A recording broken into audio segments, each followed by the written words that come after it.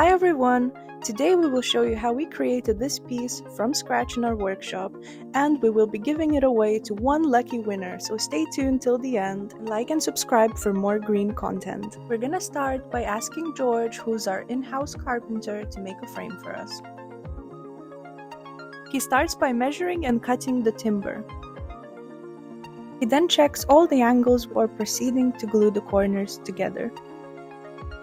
If you guys are interested in a more concise tutorial on making frames, comment below and let us know because we'd love to make a step-by-step tutorial for you.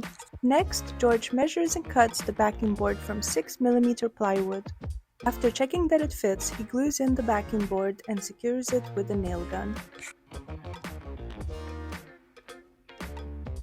George cuts the rail and mounts it on the back, and it's our preferred hanging system because it's strong and stable, and we attach all the fixings with the piece.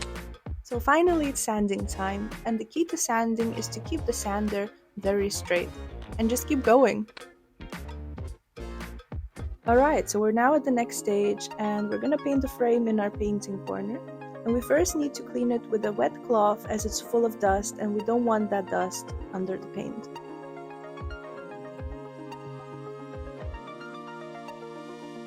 We will give it a second coat until it's perfectly covered and then varnish to seal.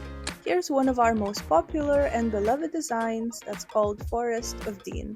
We've printed a picture for easy referral.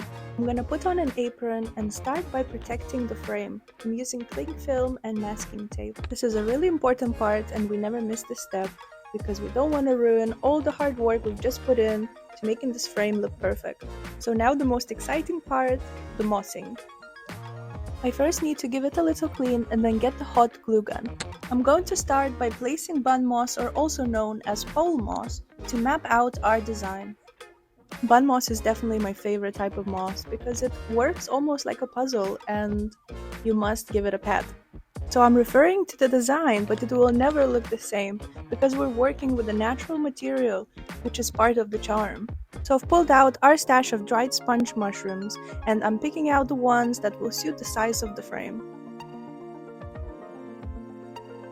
I'm applying some glue using a brush and putting it directly on the board where I'll want the next moss to sit. Here I'm using hair moss, which is fantastic for creating textures in your moss art pieces. Now onto flat moss. I don't know if you've noticed, but all the moss names are very literal.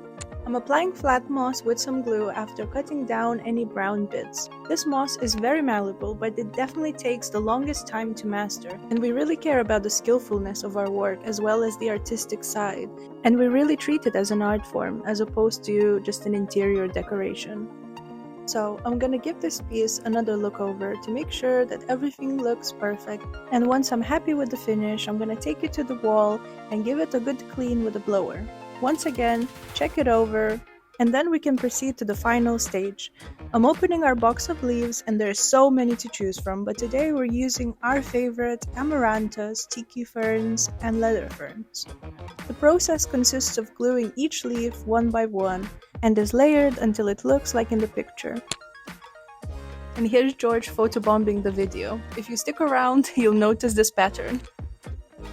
Okay, this is the last time I'll say finally. So finally, we take off the tape and reveal the finished piece.